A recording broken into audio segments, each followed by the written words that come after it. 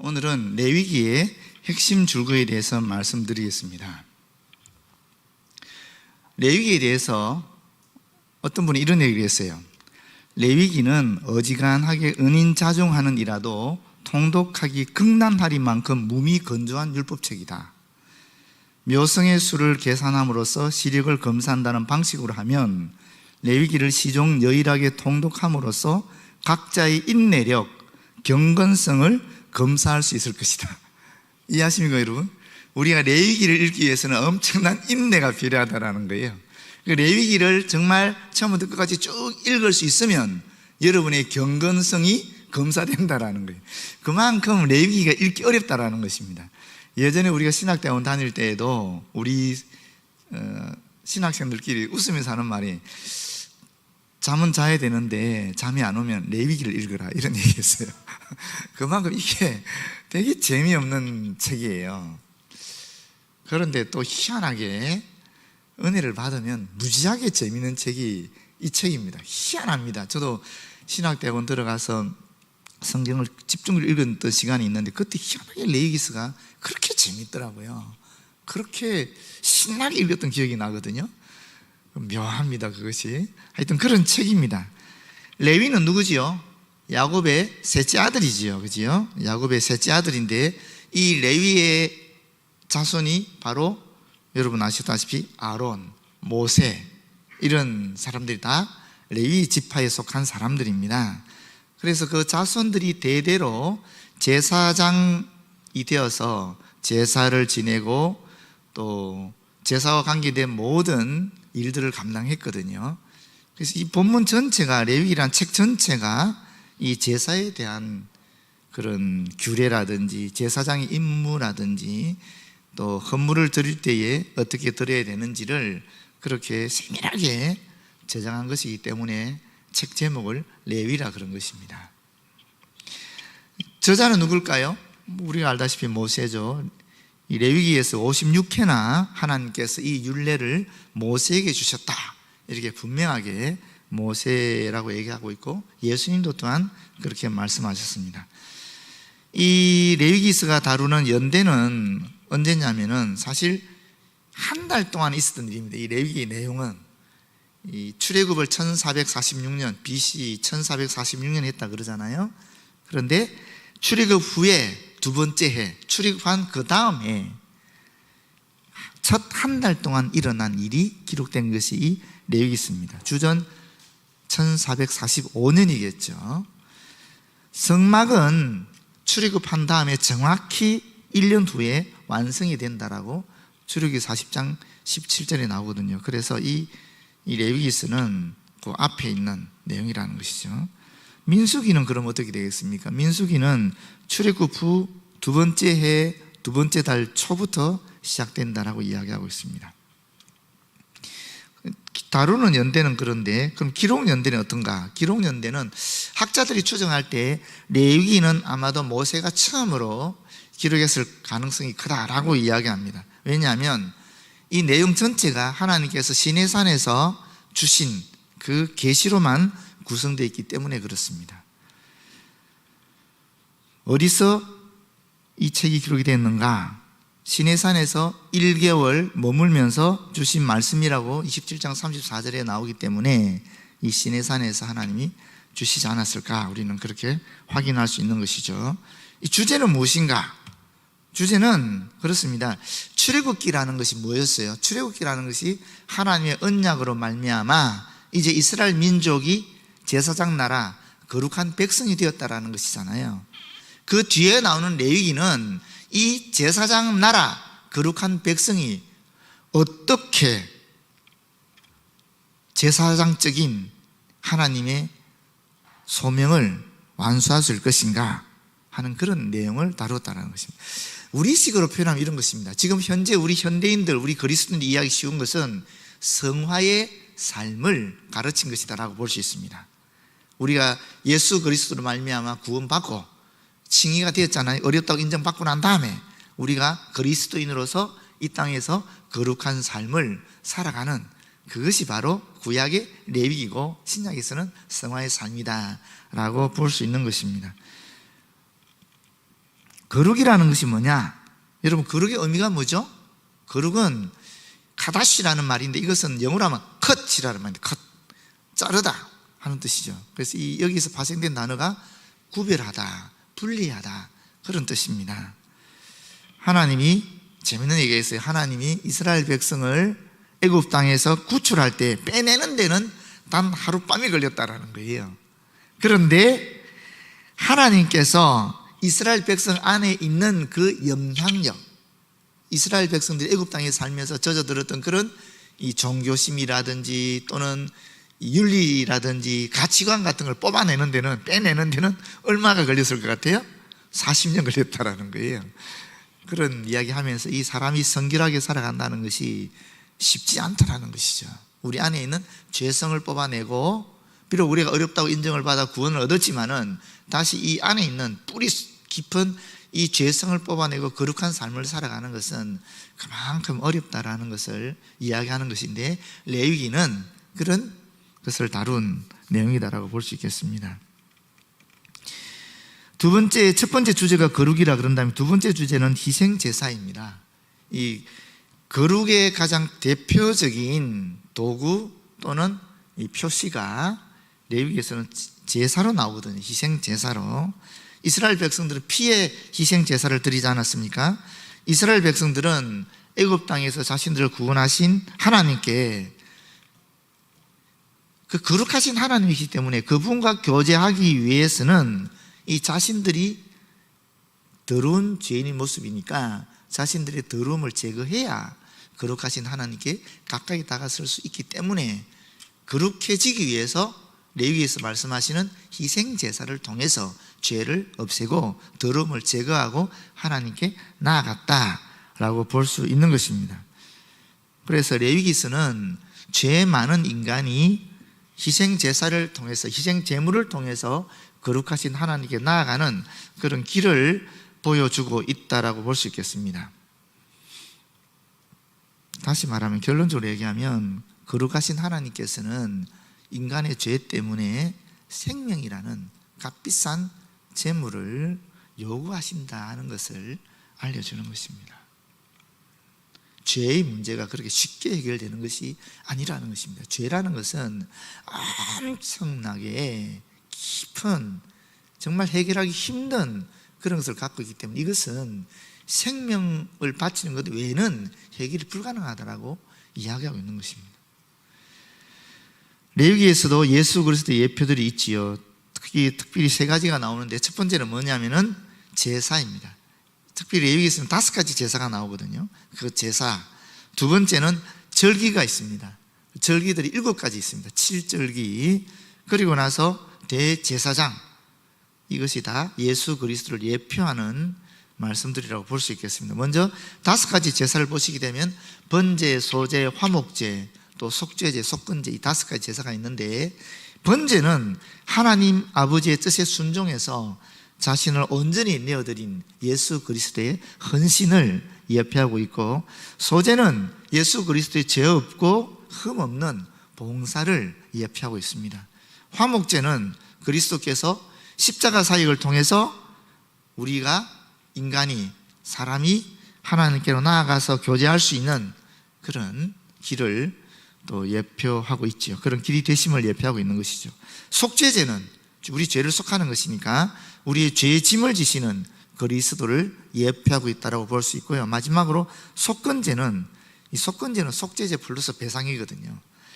이 죄가 초래하는 심각한 결과에 대한 값을 그리스도께서 치르셨다 하는 것을 예표하고 있는 내용들이라고 볼 수 있겠습니다. 그런 제사들에 다 그리스도의 의미가 담겨 있다라는 것이죠. 그래서 이 구약과 신약이 이렇게 긴밀하게 연결되어 있는 것입니다. 7절기는 어떠냐? 먼저 6월절입니다. 6월절. 6월절은 뭐겠어요? 예수님은 우리를 위한 6월절의 어린 양이 되셨다, 어린 양이시다 하는 것을 예표하는 것이, 지금 우리가 워낙 많이 얘기해서 알죠. 무교절은 뭐죠? 무교라는 것이 누룩 없는 빵을 얘기하는 거잖아요. 누룩 없는 떡을 이들이 먹는 건데, 누룩 없는 삶과 연결이 되는 것입니다. 누룩 없는 떡이라는 것을 우리가 누룩 없는 삶을 통해서 하나님께 헌신하는 것을 상징하거든요. 그 누룩 없는 삶이 뭐겠어요? 그 누룩이라는 것이 사실은 더러움을 제하는 것이죠. 뭔가 부풀리지 않는 것이니까 그대로, 깨끗한 그대로 딱 하나님께 드리는 그것이 예수 그리스도의 모습을 예표하고 있는 것이죠. 뻥튀기지 않았다, 오버하지 않았다는 거죠. 예수님은 그런 것입니다. 초실절은 처음 열매를 거둔다 알겠어요? 이 초실절에 예수님이 부활하셨어요. 그래서 이 초실절이 부활의 첫 열매 되시는 그리스도의 부활에 대해 예표하고 있는 것이라고 볼 수 있겠습니다. 그 다음에 나오는 것이 오순절이거든요. 오순절은 성령께서 강림하신 날이니까 예수 그리스도께서 보내주시는 영, 주님의 영, 이 영을 예표한다고 볼 수 있겠지요. 그 다음에 나팔절입니다. 나팔절은 지난번에 주일에 설교한 기억도 나는데, 나팔절은 예수님의 재림을 예표하는 것이라고 말씀드리지 않았습니까? 그리스도의 재림을 예표하는 것입니다. 그리고 속죄일이 있습니다. 7월 15일 날 대속죄일이 있고 그 기간이 속죄일이잖아요. 속죄일은 그리스도께서 십자가에 못 박히심으로 속죄를 성취하시는 그런 예수 그리스도를, 십자가 사역을 예표한다라고 볼 수 있겠습니다. 그 다음에 장막절이 있어요. 초막절 또는 장막절. 그 장막절은 뭐겠습니까? 그리스도께서 천년 왕국을 다스리실 때 평화와 번영을 주실 것인데 그것을 상징한다라고 볼 수 있겠습니다. 이렇게 7절기들이 다 예수님을 예표하고 있다, 상징하고 있다, 그런 것입니다. 그럼 마지막으로 대제사장. 아론이 첫 번째 대제사장이지만은 사실은 예수님은 우리의 큰 대제사장이죠. 아론은 이스라엘 민족의 죄만 하나님께 속죄하거나 또 중보하는 그런 역할이 있었지만, 예수님은 인류의 모든 죄를 대속하시는, 또 중보하시는 그런 큰 대제사장이다라고 볼 수 있는 것이죠. 그래서 이런 것들이 다 레위기서에 나타나는 예수 그리스도에 대한 예표 또는 상징이라고 볼 수 있습니다. 이 모든 말씀들이, 그런 예언의 상징들이 다 예수 그리스도 삶을 통해서 다 성취되었다라고도 볼 수 있는 것이죠. 자, 그 다음에 핵심 구절인데, 이 핵심 구절은 19장 2절 제가 한 절만 말씀드리고 싶은데, 너희는 거룩하라. 이 말은 거룩하게 되어라 라는 뜻입니다. 거룩하게 되어라.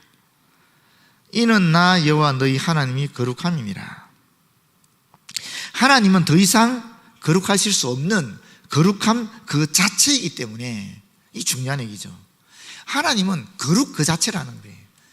그래서 우리가 기도할 때 보통, 제가 신학대학원 다닐 때 그렇게 배웠어요. 저는 그 이형기 교수님이라고 역사신학과 교수님이 계셨는데, 이분이 교리사를 잘 연구하다 보니까 어떻게 하는 것이 가장 하나님을 부를 때 정확한 칭호이겠는가, 언젠가 제가 말씀드린 기억도 납니다만은 칭호이겠는가라고 하면서 이분이 이렇게 우리한테 가르치셨어요. 거룩하시고 자비로우시며 은혜로우신 아버지 하나님. 이게 우리 역사신학과 교수님이신 이영기 교수님이 기독교 역사 전체를 연구해 봤을 때, 또 하나님 말씀 전체를 통틀어 봤을 때 하나님에 대한 칭호로 가장 바람직하지 않는가라고 얘기하시더라고요. 제일 먼저 나오는 게 거룩하시고 하는 말이에요. 여기서 거룩하시고 하는 말은 거룩이 충만하시 이런 개념이 아니에요. 충만이라 그러면은 100%가 아닌 것 같잖아요. 뭔가 좀 남아있는 것 같잖아요. 거룩 그 자체라는 거예요. 또 우리가 보통 기도할 때 사랑이 많으시고 이런 말씀 기도하는 분들 많이 종종 얘기하거든요. 그런데 사랑이 많으시고 하는 말씀이 맞지만 하나님을 정확하게 표현한 말이라고는 보기 조금 곤란해요. 왜 그렇습니까? 하나님 사랑 그 자체예요. 그 자체인데 우리는 51% 되면 많다 그러잖아요. 49% 넘어가니까 과반수만 되어도 많다 그러거든요. 그런 개념으로 하나님 얘기하시면 안 된다는 거죠. 그래서 사랑 그 자체이신 하나님이, 그것을 표현할 때 자비로우신 이렇게 얘기하는 것이거든요. 이 거룩하시고 자비로우신 그랬을 때, 거룩하시다는 말 자체는 완전히 하나님이 거룩 그 자체, 공의 그 자체, 정의 그 자체라는 것입니다. 정의가 많으시고 정의가 풍부하시고 이런 개념이 전혀 아닙니다. 거룩 그 자체, 정의 그 자체라는 것이, 하나님은 정의로우신 분이에요. 그럼 하나님이 행하시는 모든 것은 정의로우신 거예요. 그런 하나님께서 우리에게 행하신 모든 것도 정의로운 거예요. 우리에게 어떤 위기가 오든지 우리가 감당할 수 없는 그런 고통이 오든지 우리가 볼 때는 정의롭지 않죠. 왜? 내가 불편하니까. 그러나 하나님 보실 때 정의로우신 거예요. 정의롭게 하시는 거예요. 그런데 우리는 하나님이 정의롭지 않다라고 얘기할 때가 많거든요. 우리가 고통받을 때. 그렇지 않다라는 것입니다. 하나님은 거룩 그 자체예요. 하나님은 정의로우심 그 자체예요. 또 하나님은 반면에 사랑 그 자체라는 것입니다. 사랑이 충만하고 사랑이 풍성하고 사랑이 많으신 그런 개념이 아니라 사랑 그 자체, 자비로우신 분이라는 것입니다. 자비 그 자체라는 것이죠. 그리고 은혜가 충만하신 분도 아니라는 거예요. 뭐 엄밀하게 따지면 아니라는 겁니다. 맞는 말이지만 은혜 그 자체라는 거예요. 그래서 은혜로우신, 은혜가 풍부하신 아닙니다. 은혜로우신, 은혜 그 자체이신 그런 하나님이시라는 겁니다. 그런데 그 하나님 누구라고요? 우리의 아버지라는 거예요. 그 하나님 우리의 아버지라는 거예요. 거룩하시고 자비로우시며 은혜로우신 그 하나님이 바로 우리의 아버지다. 이게 정말 감사한 그런 하나님에 대한 칭호라고 볼 수 있죠. 저는 보통 그렇게 기도합니다. 거룩하시 자비로우시며 은혜로우신 아버지 하나님이라고 얘기할 때가 참 많이 있습니다. 근데 여기도 보게 되면 하나님은 더 이상 거룩하실 수 없는 거룩함 그 자체이기 때문에 그 다음이 중요합니다. 여러분, 그분의 거룩함은 그대로 있지 않다라는 거예요. 그 자체이기 때문에, 그 자체가 거룩이기 때문에 여기에서 생동력이 있어서 이것이 나온다는 것, 밖으로 분출된다는 것입니다. 그럼 어떻게 되겠습니까? 하나님이 임재하는 모든 곳이 다 거룩 그 자체신 하나님의 존재하심으로 말미암아 하나님의 그 존재하신 거룩이 분출되어서 임재하는 모든 것이 다 거룩하게 된다는 것입니다. 하나님이 지금 이 자리에 계시기 때문에, 여기 계시기 때문에, 하나님의 몸된 주님의 몸된 교회에 계시기 때문에 이 성전이, 이 예배당이 거룩해지는 것입니다. 하나님께서 우리의 가정에 임재하실 때에 우리의 가정은 거룩한 곳이 되는 것입니다. 하나님께서 우리의 심령 속에, 우리의 마음 속에 임재하실 때에 우리의 심령은, 우리의 마음은 거룩한 곳이 되는 것입니다. 하나님이 계시는 곳이 거룩한 곳입니다. 인간이 판단할 때 더럽고 지저분한 곳이라 할지라도 거기 믿음의 그리스도인이 하나님을 향하여 초점을 잡을 때 거기가 바로 거룩한 곳이라는 것입니다. 아무리 아름다운 것으로 장식하고 또 멋지게 보인다 할지라도 거기 하나님을 향한 마음이 없을 때 거기 하나님 임재하지 않으실 것이고, 그럼 거기는 거룩한 곳이 아니라는 것입니다. 그 전형적인 예가 예루살렘 성전이었죠. 예수님이 그렇게 비판하셨던 예루살렘 성전이었죠. 그리고 바리새인들의 심령이었습니다. 회칠한 무덤이라고 그랬거든요.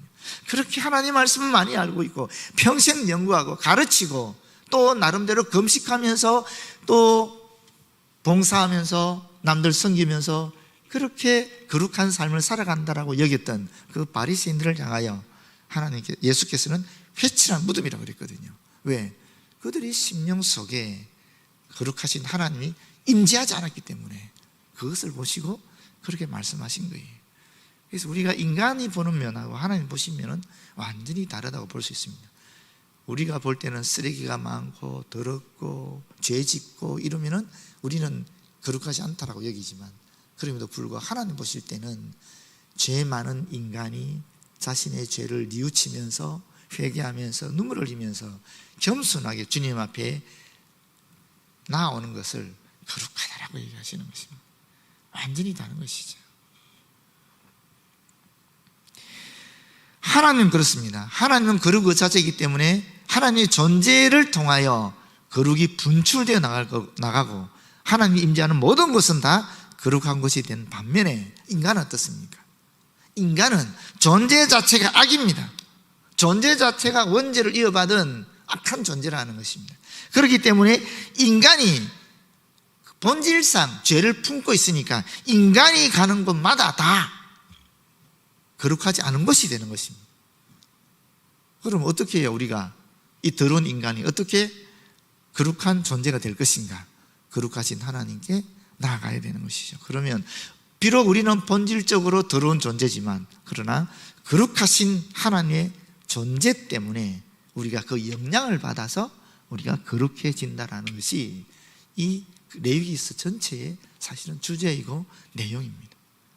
그 거룩의 대표적인 분이 예수 그리스도시죠. 하나님 임재의 상징 아니죠. 그 예수님 이름 그 자체가 그렇지 않습니까? 예수님 이름이 임마누엘, 하나님 우리와 함께 하십니다. 하나님 우리와 함께 하시니까, 거룩하신 하나님 우리와 함께 하시니까 거기는 거룩한 곳이 되는 것이고 거기는 거룩한 인간이 만들어지는 거죠. 어떻게 생각해요? 그래서 예수 그리스도를 통해서 우리 하나님 임재를 또 하나님과 연결될 때에 하나님의 거룩하심을 입어서 우리가 거룩한 존재가 되어지는 것입니다. 그것이 이 말씀입니다.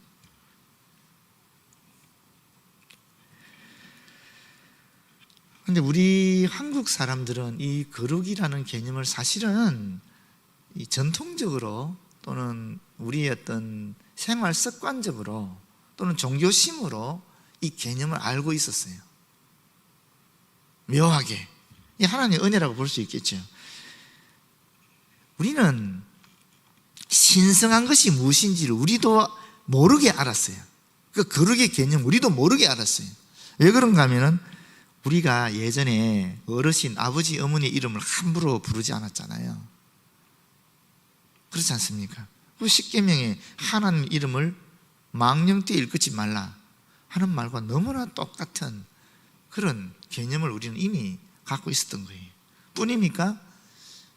그런 얘기 많이 들었지 않습니까? 그 정한수를 떠놓고 목욕 제기하고 가장 깨끗한 시간에 아무도 없는 그런 곳에서 어떤 자녀들의 또는 집안에 복을 비는 그런 행위 있지 않았습니까?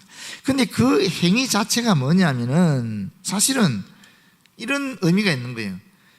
감히 말하지 못하는 것이 있고 감히 보지 못하는 것이 있고 감히 만지지 못하는 어떤 그런 거룩한 또는 인간을 초월한 신적인 그 신성 같은 것이 있다라는 것을 우리나라 사람들이 알고 있었던 거예요.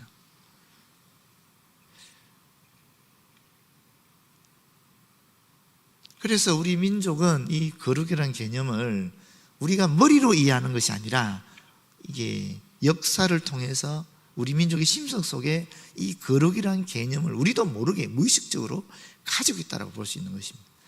그래서 하나님을 우리가 좀 더 쉽게 사실은 이 거룩하신 하나님을 좀 더 쉽게 이해할 수 있었던 거예요.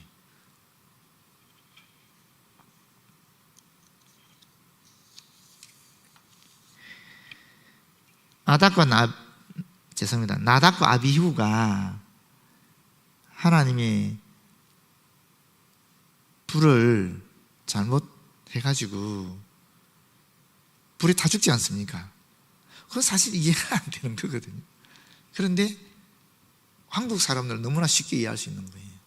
그것을 우리는 신성한 것에 도전한 것이 되니까 거룩한 것에 감히 했기 때문에 그거는 그렇게 될 수밖에 없다는 것을 우리는 충분히 이해하게 되는 것입니다. 그런데 여러분, 제가 이번에 이 본문을 준비하면 레위기서를 읽으면서 처음으로 깨달은 게 있습니다. 제가 그동안 참 이해하지 못했던 것이 뭐냐면은 이 하나님의 정의와 하나님의 사랑이 일치하는가에 대해서는 조금 잘 제가 뭐 설명하고 이렇게 했지만 그래도 제 속이 시원하지가 않았거든요. 이게 머리로는 이해가 되는데 이 가슴이 빵 뚫리지가 않더라고요. 정의로움과 사랑이 어떻게 일치할 수 있겠어요? 물론 우리가 신학적으로 풀이가 가능해요. 하나님의 사랑이 예수 그리스도의 십자가거든요. 그런데 그 십자가에 그 하나님의 공의가 같이 있는 거예요. 왜 그렇습니까? 죄인은 벌을 받아야 되는 거예요. 그 죄인을 벌하는 것을 사실 십자가에서 예수님이 벌함으로 말미암아 하나님의 공의를 이루신 거예요. 근데 예수 그리스도 자체가 하나님의 사랑이시기 때문에 사실 십자가 예수님의 죽음이라는 것 자체가 하나님의 사랑과 하나님의 공의가 그 십자가에서 온전히 성취된 거예요. 그 십자가에서 우리는 하나님의 사랑도 볼 수 있지만 하나님의 공의로움도 같이 볼 수 있는 거예요. 이게 신학적으로 맞아요. 정확하게 맞아요. 제가 그걸 머리로는 이해했어요. 그런데 그래도 이 제 속에 있는 선입관이 그래도 정의와 사랑이 어떻게 같이 갈 수 있느냐, 그건 아니지 않느냐, 이제 이런 것이 계속 있었던 거죠. 쉽게 말하면 이런 거죠. 여러분 아시지 않습니까? 우리 옛날 조선시대나 뭐 그런 시대 보면 고을원이 재판을 할 때에 사실 공의로운 사람은 엄하잖아요. 혹독하잖아요. 용서가 부족하잖아요. 그래서 법대로 딱 처벌해버리거든요. 그건 사랑이 부족한 거잖아요. 반면에 또 사랑이 풍부하게 되면, 사랑이 많은 분은 어떻게 돼요? 이게 법대로 하기 곤란한 거예요. 다 아는 사이고, 사람이 실수도 할 수 있지, 용서해야지, 이런 마음이 있으면 이게 법대로 안 되거든요. 그래서 이게 사랑과 정의라는 것이 같이 가는 것이 사실 현실적으로 거의 불가능한 거거든요. 그런데 예수 그리스도는 십자가에서 하나님의 사랑과 하나님의 공의를 다 이루셨는데, 그럼에도 불구하고 어떻게 이 정의로움과 사랑이 일치할 수 있는가, 그런 성경적인 근거를 저는 찾지를 못해서 신학적으로 예수의 십자가 사건을 통해서 제가 신학적인 해석은 했지만은 사실 우리는 하나님 말씀의 그 근거가 또렷해야 되는데 그 또렷하지가 않더라고요, 저 스스로는. 여러분은 다 알고 있는 것을 제가 지금 굉장히 어렵게 설명하는 것 같아요. 너무 죄송한데 저는 그랬어요.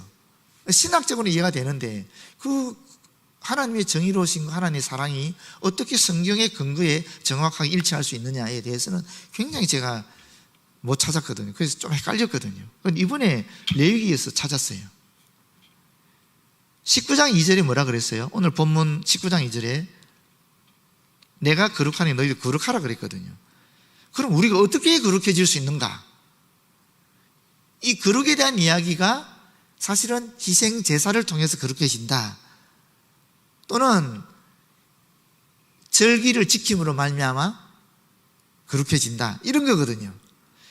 그래도 뭐하잖아 이게. 예배 드리고 절기에 맞춰서 살아가면은, 일상에서 살아가면은 이게 거룩해지는 것인가? 이게 뭐한데 19장 3절부터 정확하게 거룩이 뭔지 나와요. 사실 이 19장 전체를 다 봐야 돼요. 그래서 19장 3절 4절 보십시오. 무슨 내용이 있는가 하면은 너희 각 사람은 부모를 경외하고 나의 안식일을 지키라. 나는 너희의 하나님 여호와니라. 이게 거룩해지는 방법이라는 거예요. 너희는 헛된 것들에게 향하지 말며 너희를 위하여 신상을 부어 만들지 말라. 나는 너희의 하나님 여호와니라. 너희는 화목제물을 여호와께 드릴 때에 기쁘게 받으시도록 드리고 그 제물을 드리는 날과 이튿날에 먹고 셋째 날까지 남아가던 불사르라. 셋째 날에 조금이라도 먹으면 가정한 것이 되어 기쁘게 받으심이 되지 못하고 그것을 먹는 자는 여호와의 성물을 더럽힘으로 말미암아 죄를 담당하리니 그가 그의 백성 중에 끊어지리라. 이까지는 이해가 돼요. 이까지는 이게 우리 하나님께 거룩하기 위해서는 우상도 섬기지 말고 뭐 그래야 된다.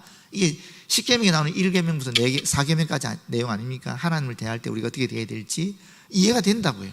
이 거룩의 개념으로 충분히 이해가 돼요. 그런데 그 뒤에 구절을 보십시오. 너희가 너희의 땅에서 곡식을 거둘 때 너는 밭 모퉁이까지 다 거두지 말고 내 떨어진 이삭도 줍지 말며 내 포도원의 열매를 다 따지 말며 내 포도원에 떨어진 열매도 줍지 말고 가난한 사람과 거류민을 위하여 버려두라. 나는 너희의 하나님 여호와니라. 이게 거룩하고 무슨 상관이 있어요? 안 그렇습니까? 우리가 갖고 있는 개념의 거룩하고 지금 이거하고 무슨 상관이 있냐고요. 또 그 뒤도 그렇습니다. 11절에 보면 너희는 도둑질하지 말며 속이지 말며 서로 거짓말하지 말며 너희는 내 이름으로 거짓 맹세함으로 내 하나님의 이름을 욕되게 하지 말라. 나는 여호와니라. 이게 거룩하고 무슨 상관이 있냐고요. 너는 내 이웃을 억압하지 말며 착취하지 말며 품꾼의 삭슬 아침까지 밤새도록 내게 두지 말며 귀먹은 자를 저주하지 말며 맹인 앞에 장애물을 놓지 말고 내 하나님을 경외하라. 나는 여호와니라.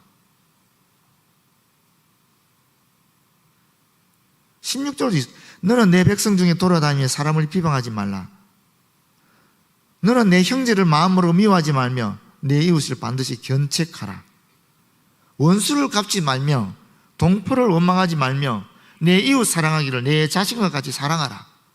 이게 거룩이라는 거예요. 지금 이 본문에서 얘기하고 있는 것, 성경에서 얘기하는 것은 우리가 생각할 때 거룩이라 그러면 굉장히 정의로운 것만 얘기하는데, 사실 거룩이 뭐냐 했었을 때에는 이 거룩이 여러분 정확하게 말하면 하나님을 사랑하고 이웃을 사랑하는 것이 거룩이라는 거예요. 저는 이번에 처음 알았어요. 사랑과 이 정의라는 개념이 이렇게 일치되는 것은 몰랐어요. 신학적으로 이해했지만은 성경에서 정확하게 그렇게 이야기했다고는 알지 못했어요. 그런데 오늘 처음으로 레위기 19장을 보면서 거룩이라는 것이 결국 하나님을 사랑하고 이웃을 사랑하는 것이 거룩이구나 하는 것을 처음 알았다니까요. 여러분은 감동이 없을지 모르 저는 굉장히 지금 신난 거예요. 이걸 깨달았으니까, 이걸 알아차렸으니까. 그러니까 십계명을 주신 이유가 알겠는 거예요. 하나님께서 왜 십계명을 주셨어요? 간단하잖아요. 하나님의 백성으로 이러한 삶을 살아라는 것이거든요. 내가 거룩하니 너희도 거룩해야 되는데, 그러기 위해서 너희가 거룩한 삶을 살아야 된다는 거예요. 그 거룩한 삶을 살기 위해서 이스라엘 민족에게만 주신 율법이 십계명이에요. 계명이 십계명이에요. 그 십계명의 내용은 세 가지로 볼 수 있고 네 가지로 볼 수 있고 두 가지로 볼 수 있잖아요. 하나님을 사랑하고 이웃을 사랑하고, 이 예수님이 정리한 거니까. 그러면 결국 하나님의 거룩이라는 것이 뭐냐? 사랑이라는 거예요. 거룩한 삶이 뭐냐? 사랑하는 삶이라는 거예요. 거룩과 사랑은 그건 뗄 수가 없는 거예요. 거룩이 곧 사랑이라는 거예요. 우리가 이웃을 사랑하는 것이 거룩한 삶이라는 거예요. 왜 그럴까? 제가 왜 그럴까 생각해 봤어요. 생각해 보니까 이렇더라고요. 거룩의 본래적 의미가 뭐라 그랬어요? 아까 카다시라 그랬잖아요. 컷, 구별하고 분리하는 거예요. 여러분, 세상 사람들은 하나님을 사랑할까요? 사랑하지 않을까요? 이웃을 사랑할까요? 사랑하지 않을까요? 그러면 세상 사람들과 분리되고 세상 사람들과 구별된 삶이라는 것이 무엇인가? 세상 사람들이 하지 않는 것을 하는 거예요. 세상 사람들은 원수를 미워합니다. 원수에게 보복을 합니다. 원수를 갚습니다. 그런데 그리스도인들은 어떻게 하라는 거예요? 하나님의 백성은, 거룩한 백성은, 제사장 된 우리는 어떻게 된다고요? 원수를, 18절에 나오잖아요. 원수를 갚지 말며 동포를 원망하지 말며 내 이웃 사랑하기를 내 자신과 같이 사랑하라. 이 세상 사람과 구별된 삶이에요. 세상 사람과 분리된 삶을 살아가라는 것이 바로 이 사랑의 삶이라는 거예요. 그래서 거룩과 사랑이 일치하는 거예요. 거룩과 사랑은 분리되지 않고 일치되는 거예요. 제가 그것을 처음 알았어요. 거룩이라는 것이 분리나 구별을 얘기하는 것이에요. 그럼 분리와 구별이 의미하는 게 도대체 뭔가? 세상 사람들과 다른 삶, 세상 사람과 다른 가치관, 세상 사람과 다른 그런 이상을 가지고 살아가는 거예요. 그게 뭐냐? 하나님을 사랑하는 거예요. 이웃을 사랑하는 거예요. 내 몸같이, 내 자신같이 사랑하는 거예요. 그게 거룩이에요, 여러분. 우리가 거룩해지고 싶잖아요. 어떻게 거룩해질 수 있는가? 사랑하는 삶을 살면 되는 겁니다. 하나님을 사랑하는 삶, 내 옆에 있는 사람을 사랑하는 삶, 도움이 필요한 사람 도와주는 삶, 나한테 잘못한 사람 용서해주는 삶, 그들을 미워하지 않고 원망하지 않는 삶, 그게 바로 거룩한 삶이라는 거예요. 그게 바로 하나님이 원하시는 삶이고, 우리가 그렇게 살게 되면 하나님의 거룩에 다가서는 거예요. 레위기는 그걸 얘기하는 것입니다. 그런데 우리가 그걸 실천하기 어렵단 말이죠.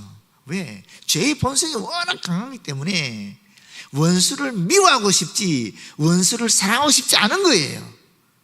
근데 그걸 가능하게 해주신 분이 예수 그리스도라는 것입니다.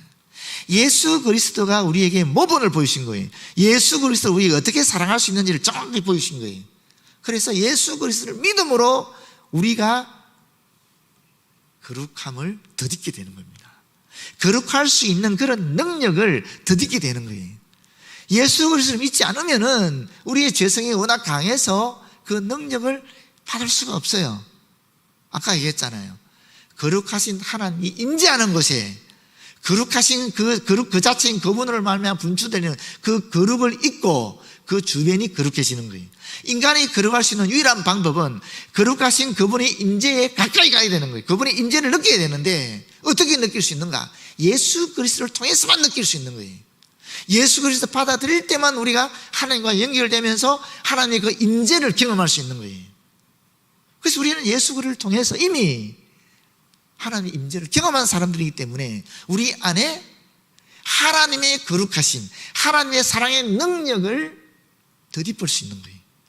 그래서 우리는 원수를 미워하지 않고 원수를 사랑할 수 있는 거예요. 용서할 수 있는 거예요. 그래서 우리의 힘이 되는, 우리의 힘으로 되는 게 아니라는 거죠. 그러니까 그게 거룩이라는 겁니다. 그게 거룩한 삶이라는 거예요. 이게 레위기에서 얘기하는 거예요. 그걸 성취하신 분이 예수 그리스도이고 그 성취하신 예수 그리스도 때문에 거룩한 삶을 살아가는 존재들이 바로 저와 여러분 그리스도인 성화의 삶을 살아가는 우리들이라는 것입니다. 저는요 이번에 이 말씀 주면서 되게 신났어요. 이걸 깨닫고 여러분께 이게 전달될지 안 될지는 모르지만 이 거룩과 하나님의 사랑이라는 게 이렇게 일치되는 것이구나. 거룩하시고 자비로우신 이 말이 무엇인지, 은혜로우신 하나님 아버지라는 개념이 무엇인지를 이번에 정확하게 알게 됐어요. 모쪼록 여러분께서 거룩하신 아버지 하나님, 자비로우신 아버지 하나님, 은혜로우신 아버지 하나님을 예수 그리스도로 말미암아 받아들이고 우리의 삶 속에서 이웃을 사랑하고 하나님을 사랑하면서 거룩한 삶을 살아가는 저와 여러분 되었으면 참 좋겠습니다. 기도하겠습니다. 아버지 고맙고 감사합니다. 우리는 거룩할 수 없는 더러운 존재이지만 예수 그리스도로 말미암아 그 십자가의 대속으로 말미암아 거룩하신 하나님의 임재를 느끼고 거룩하신 하나님 때문에 거룩한 존재가 되게 하시니 고맙고 감사합니다.